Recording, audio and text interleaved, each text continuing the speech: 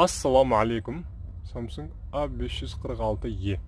Samsung A54 бетінде пин кодқа түсіп қалған болса, қалай ашуға болатындығын осы видеодан көретін боласыздар.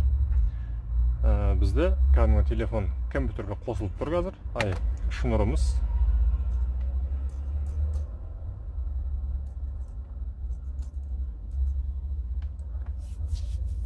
Компьютерге сұғылып тұрған күйінде былай сұқып қоямыз.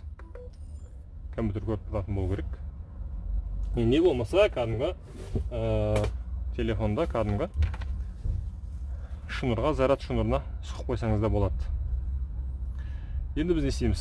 Телефонға осылайынан сұғылып тұра береді компьютерге. A54 дейді. Және мына жерде минус кнопкамен өшіріп қосуды басып ұстап тұрамыз біз.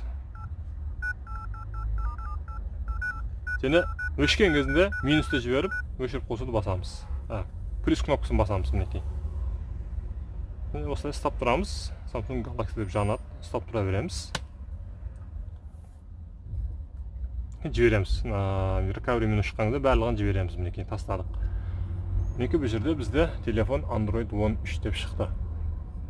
Android 13 минуспенен төменге түсеміз, Wipe Dataға өтеміз, өшіріп қосуды басамыз, минусты басамыз, сброс настройки, өшіріп қосу кнопкасын басамыз. Осылай форматталады.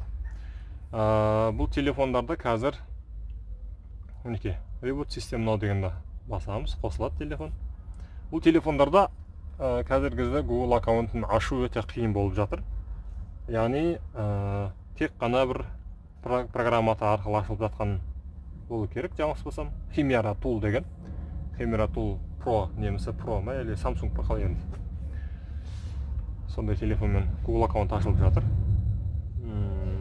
Бізде мінекей осылай телефонның пин кодын ашып тастауға болады екен. Бетіндегі пин кодын ұмытып қалған болсаңыз, осылай ашамыз. Егер видео ұнаған болса, пайдасы тиген болса, міндетті түрде каналға тіркелеміз. Сау болыңыздар.